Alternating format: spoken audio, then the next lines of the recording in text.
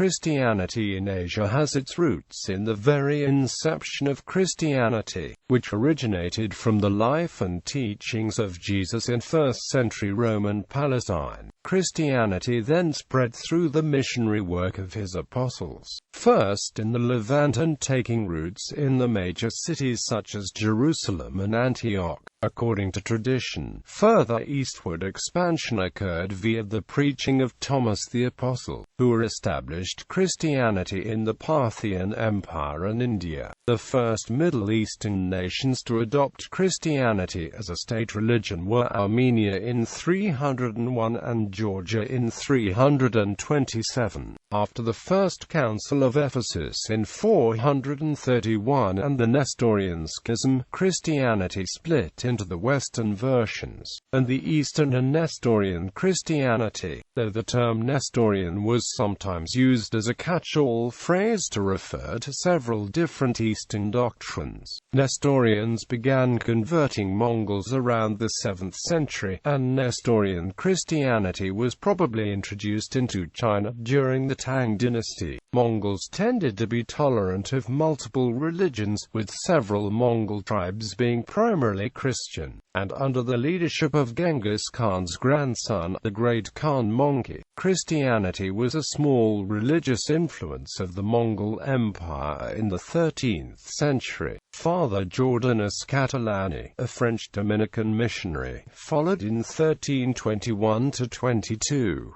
He reported to Rome, apparently from somewhere on the west coast of India, that he had given Christian burial to 4 martyred monks. Jordanus is known for his 1329 Mirabilia describing the marvels of the East. He furnished the best account of Indian regions and the Christians, the products, climate, manners, customs, fauna and flora given by any European in the Middle Ages, superior even to Marco Polo's. The Roman Catholic Diocese of Quillin is the first Catholic diocese in Asia, India in the state of Kerala, first erected on the 9th of August 1329 and re-erected on the 1st of September 1886. In 1329 Pope John XXII erected Quillin as the first diocese in the whole of Indies, as suffragan to the Archdiocese of Sultani in Persia through the decree Romanus Pontifex, dated the 9th of August 1329.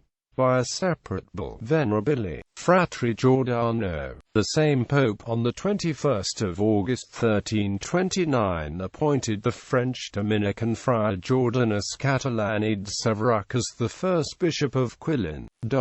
Around that same time, there was some effort to reunite Eastern and Western Christianity. There were also numerous missionary efforts from Europe to Asia, primarily by Franciscan, Dominican, or Jesuit missionaries. In the 16th century, Spain began to convert Filipinos.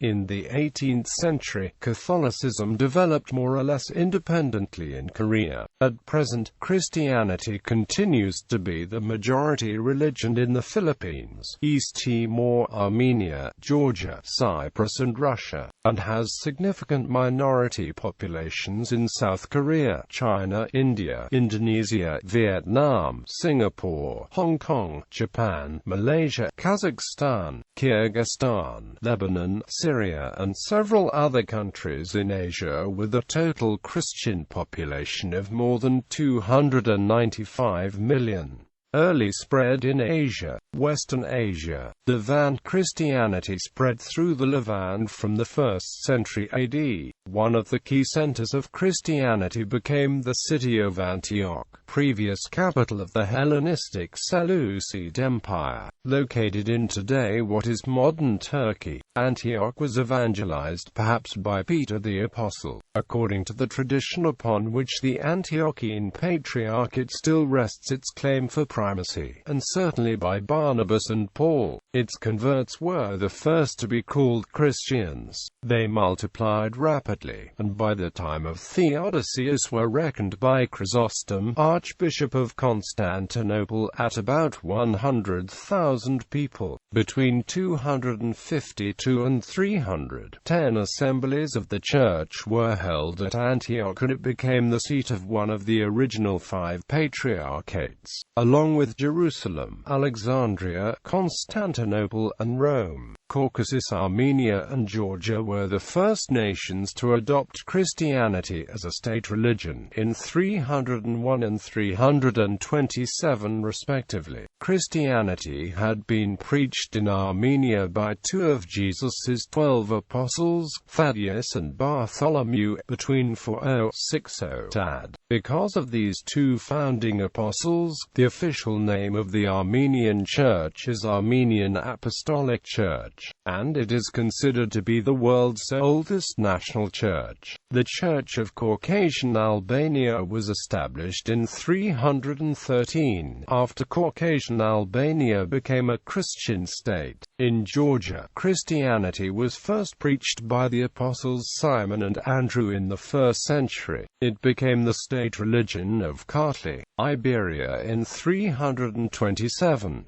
The conversion of Georgia to Christianity is credited to the efforts of St. Nino of Cappadocia. Parthian Empire Christianity further spread eastward under the Parthian Empire, which displayed a high tolerance of religious matters. According to tradition, Christian proselytism in Central Asia, starting with Mesopotamia and the Iranian plateau, was put under the responsibility of St. Thomas the Apostle, and started in the 1st century AD. St. Thomas is also credited with the establishment of Christianity in India. The Christians of Mesopotamia and Iran were organized under several bishops, and were present at the First Council of Nicaea in 325 AD. Expansion to Central Asia. The spread of Christianity in Central Asia seems to have been facilitated by the great diffusion of Greek in the region, as well as Aramaic, the language of Jesus Christ. The spread of the Jews in Asia since the deportation from Babylon and the capture of Jerusalem by Titus also seems to have been a contributing factor. The earliest known references to Christian communities in Central Asia is from a writing by Bardes in around 196 AD. Nor do our sisters among the Gilanians and Bactrians have any intercourse with strangers. The Sasanians also prove rather tolerant of the Christian faith until the persecution by the Zoroastrian priests Kartir under Bahram II. Further persecutions seem to have taken place under Shapur II and Yazdijerd II, with events in 338 having brought significant damage to the faith. India. According to Eusebius's record, the apostles Thomas and Bartholomew were assigned to Parthia and India. By the time of the establishment of the Second Persian Empire, there were bishops of the Church of the East in northwest India, Afghanistan and Balochistan, with laymen and clergy alike engaging in missionary activity. An early 3rd century Syriac work known as the Acts of Thomas connects the apostles' Indian ministry with 2 kings, one in the north and the other in the south. According to the Acts, Thomas was at first reluctant to accept this mission, but the Lord appeared to him in a night vision and compelled him to accompany an Indian merchant, Abanes, to his native place in northwest India. Thereat Thomas found himself in the service of the Indo-Parthian king, Gondophares.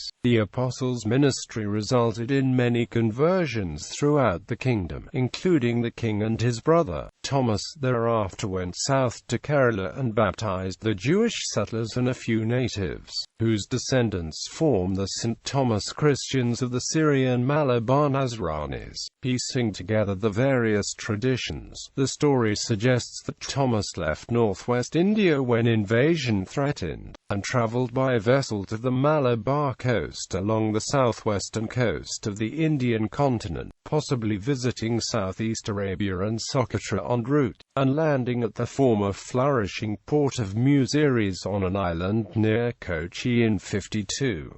for there he preached the gospel throughout the Malabar coast. The various churches he founded were located mainly on the Periyar River and its tributaries and along the coast where there were Jewish colonies. He preached to all classes of people and had about 170 converts, including members of the four principal castes. Later, stone crosses were erected at the places where churches were founded, and they became pilgrimage centers. In accordance with apostolic custom, Thomas ordained teachers and leaders or elders, who were reported to be the earliest ministry of the Malabar Church. Thomas next proceeded overland to the Coromandel coast in southeastern India, and ministered in what is now the Madras area, where a local king and many people were converted. One tradition related that he went from there to China via Malacca in Malaysia, and after spending some time there, returned to the Madras area. Apparently his renewed ministry outraged the Brahmins, who were fearful lest Christianity undermine the social caste system. So according to the Syriac version of the Acts of Thomas Mazda'i, the local king of Mylapore, after questioning the apostle, condemned him to death about the year AD 72.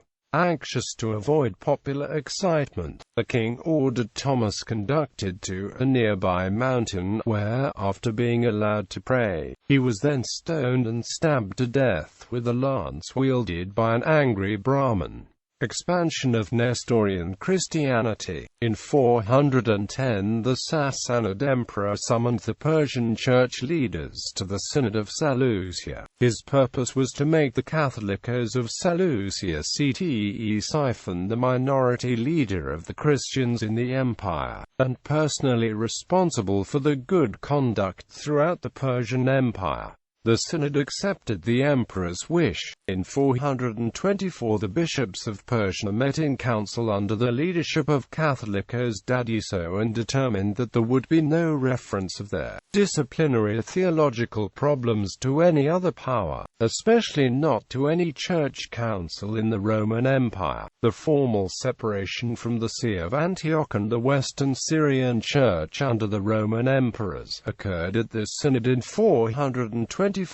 Nestorianism. The eastern development of Christianity continued to separate from the West, pushed along by such events as 431's Council of Ephesus, in which the Syrian bishop Nestorius, Patriarch of Constantinople since 428, was accused of heresy for preaching his brand of Christianity, labeled Nestorianism after him. He and his followers were banished from the Byzantine Empire, and other religious and political institutions gave him sanctuary. Eastern Christianity seceded to form what is sometimes called the Church of the East or Syro-Oriental Church, though some historians refer to it with the catch-all term Nestorian Church, even though many Eastern Christians were not following the doctrine preached by Nestorius. Expansion to Sogdiana and Eastern Central Asia. Proselytism, combined with sporadic Sasanian persecutions and the exiling of Christian communities in their own area, caused the spread of Christianity to the east. The Edict of Milan in 313 granted Christianity toleration by the Roman Empire. After the Emperor Constantine's conversion to Christianity, the indigenous Christians of Persia were considered a political threat to the Sasanians. They exiled Christian communities to the east, such as the community of Orthodox Melkites who were installed in Romagiri near Tashkent, or a community of Jacobites who were sent to Yarkand in the Xinjiang at the doorstep of China. The Hephthalites are known to have been open somewhat to Christianity since 498, and they requested the Nestorian Catholicos to establish a diocesan bishop in the lands in 549. By 650, there were 20 Nestorian dioceses east of the Oxus River. The development of Islam in the late 7th century further cut off Asian Christianity from the Western Christians, but Eastern expansion of the faith continued nonetheless. Relations with Islam were good enough for the Catholicos to leave Seleucus Siphon to set up his seat in Baghdad upon the establishment of the Abbasids in 750. For the 7th century onward, the nomadic Turks of Central Asia started to convert to Nestorian Christianity. Mass conversions are recorded in 781-2 and later in 1007, when 200,000 Turks and Mongols reportedly became Christians. The Turkish Kipchaks are also known to have converted to Christianity at the suggestion of the Georgians as they allied in their conflicts against the Muslims. A great number were baptized at the request of the Georgian King David II. From 1120, there was a Kipchak national Christian church and an influential clergy. Early Christianity in China. Christianity may have existed earlier in China, but the first documented introduction was during the Tang dynasty. A Christian mission under the leadership of the priest Alepen was known to have arrived in 635. Where he and his followers received an imperial edict allowing for the establishment of a church. In China, the religion was known as Daqin Jingjiao, or the luminous religion of the Romans. Daqin designates Roman the Near East, though from the Western view, Nestorian Christianity was considered heretical by the Latin Christians.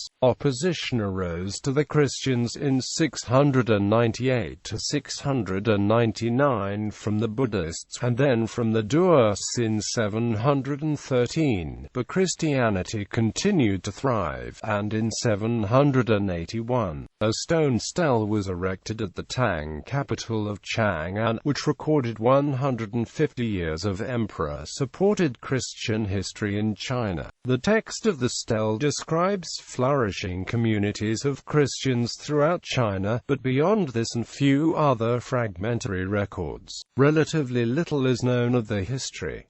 In later years, other emperors were not as religiously tolerant. In 845, the Chinese authorities implemented an interdiction of foreign cults, and Christianity diminished in China until the time of the Mongol Empire in the 13th century. Christianity among the Mongols. Overall, Mongols were highly tolerant of most religions, and typically sponsored several at the same time. They had been proselytized by Nestorian Christians since about the 7th century, and several Mongol tribes, such as the Karaic Naimans, Merkit, and to a large extent the Karakatan, were also Christian. The founder of the Mongol Empire, Genghis Khan, was a shamanist, but showed great tolerance to other religions. His sons were married to Christian princesses of the Karaic clan, such as Sorgatani Beki and Dogas Khatan, a remarkable Karaic noblewoman, the granddaughter of Dofrul Khan, and a passionate Christian who held considerable influence at the court of the Khan. She made no secret of her dislike of Islam and her eagerness to help Christians of every sect. Under the rule of Genghis's grandson Monki Khan, son of Sorgatani, the main religious influence was that of the Christians,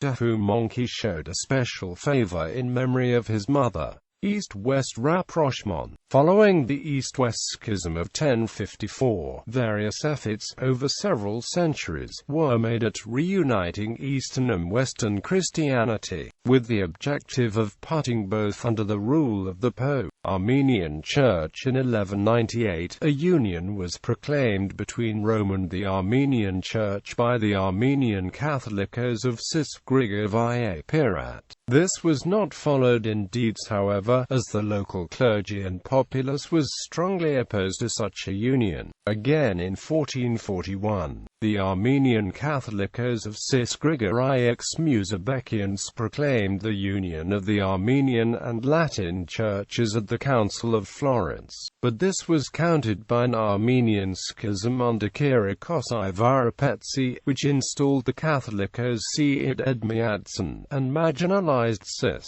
Numerous Roman Catholic missions were also sent to Cilicia and Armenia to help with rapprochement. The Franciscans were put in charge of these missions. William of Rubruck visited Cilicia in 1254, and John of Monte Corvino in 1288. The Armenian king Hathoam II would himself become a Franciscan monk upon his multiple abdications. Another such monk was the historian Nerses Balians, who was a member of the Unitarian movement advocating unification with the Latin Church. Byzantine Church. Various efforts were also made by the Byzantine Church to unite with Rome. In 1272, John of Montecorvino was commissioned by the Byzantine Emperor Michael VIII Palaiologos to communicate with Pope Gregory X, to negotiate for the reunion of the Orthodox and Catholic churches. The objective was to drive a wedge between the Pope and supporters of the Latin Empire, who had views on reconquering Constantinople. A tenuous union between the Greek and Latin churches was signed at the Second Council of Lyons in 1274. Michael VIII's concession was met with determined opposition at home, and prisons filled with many opponents to the union. At the same time, the Unionist controversy helped drive Byzantium's Orthodox neighbors Serbia and Bulgaria into the camp of Michael VIII's opponents. For a while the diplomatic intent of the union worked out in the West, but in the end Pope Martin IV, an ally of Charles of Anjou, excommunicated Michael VIII.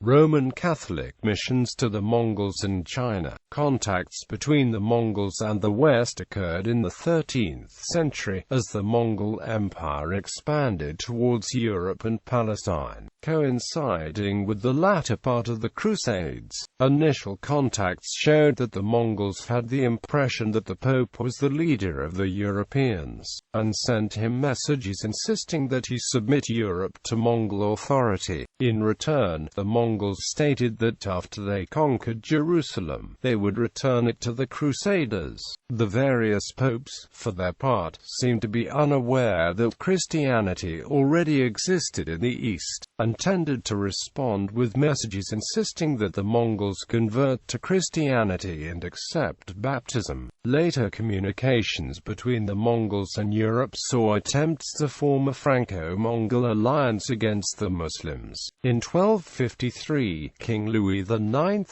sent the Franciscan William of Rubruck to the Mongol capital of Karakoram to convert the Tatars. William visited the court of the great Khan Monkey in 1254, and observed representatives of several religions there. He engaged in a famous debate set up by Monkey, with representatives of each religion debating which was best. He left in August 1254, bearing Monk's reply to King Louis. In 1268, Marco Polo's father and uncle returned from China with an invitation from Kublai Khan to the Pope, imploring him that 100 teachers of science and religion be sent to reinforce the Christianity already present in Kublai's empire. However, this came to naught due to the hostility of influential Nestorian Christians within the largely Mongol court. Kublai did request Western assistance to secure Mongol rule over the Chinese Yuan dynasty. In 1289, Pope Nicholas IV sent the Franciscan John of Monte Corvino to China by way of India. Although Kublai had already died by the time John arrived in 1294, the court at Khan Balik received him graciously and encouraged him to settle there. John was China's first Roman Catholic missionary, and he was significantly successful. He labored largely in the Mongol tongue, translated the New Testament and Psalms, built a central church, and within a few years could report 6,000 baptized converts.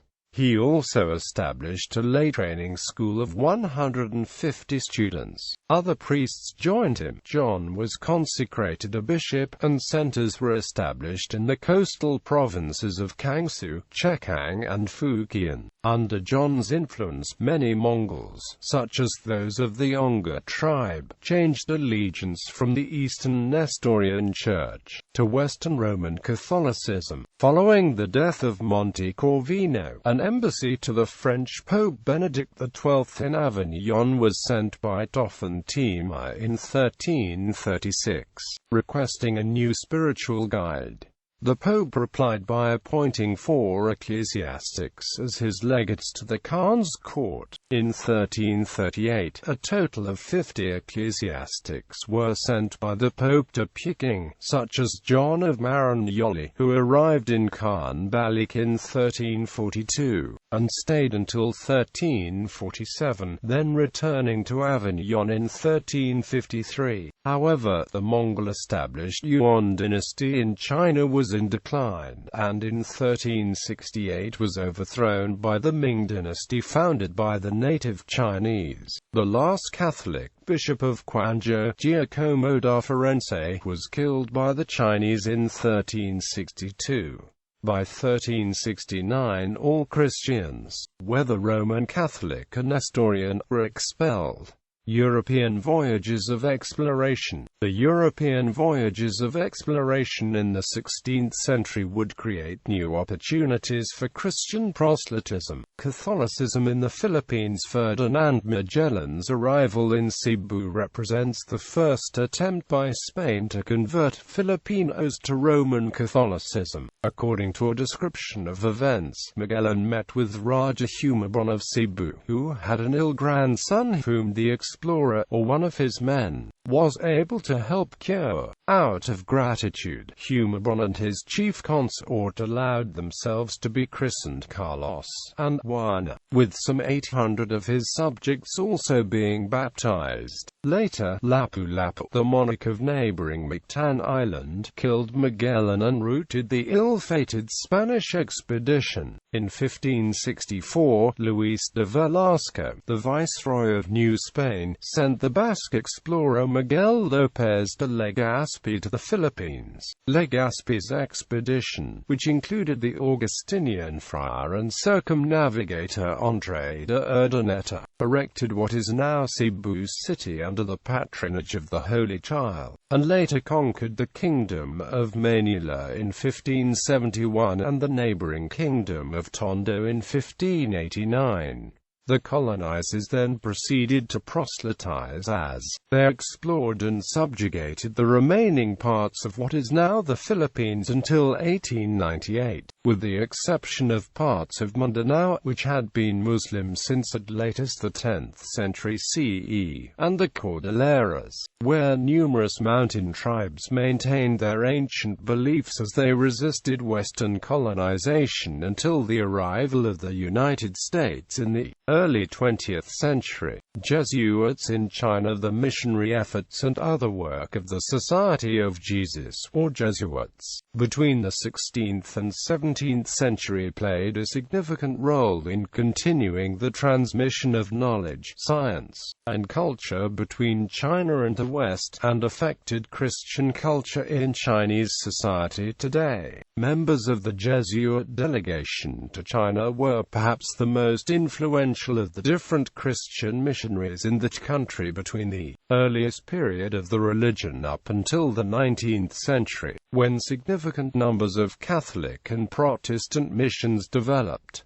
Prominent Jesuit missionaries included the Navarrese Street, Francis Xavier, and the Italian Matteo Ricci. At the time of the peak influence, members of the Jesuit delegation were considered some of the emperor's most valued and trusted advisors, holding numerous prestigious posts in the imperial government. However, between the 18th and mid-19th century, nearly all Western missionaries in China were forced to conduct their teaching and other activities covertly. Independently formed Catholic movements. The history of Catholicism in Korea began in 1784 when Yi Sung-hun was baptized while in China under the Christian name of Peter. He later returned home with various religious texts and baptized many of his fellow countrymen. The church in Korea survived without any formal missionary priests until clergy from France arrived in 1836 for the ministry. During the 19th century, the Catholic Church suffered persecution by the government of the Joseon dynasty, chiefly for the religion's refusal to carry out ancestral worship, which it perceived to be a form of idolatry, but which the state prescribed as a cornerstone of culture. A century-long persecution produced thousands of martyrs, 103 of whom were canonized by Pope John Paul II in May 1984, including the first Korean priest, St. Andrew Daegun Kim, who was ordained in 1845 and martyred in 1846.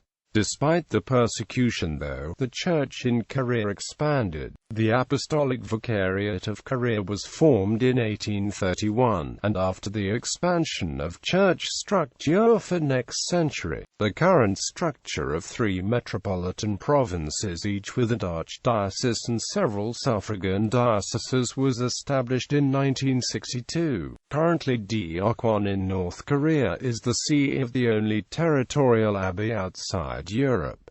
The abbey was vacant for more than 50 years until Fr. Francis Rhee was appointed as abbot in 2005. The abbey was never united with or changed into a diocese, presumably due to the lack of effective church activity in the area since the division of Korea at the end of World War II.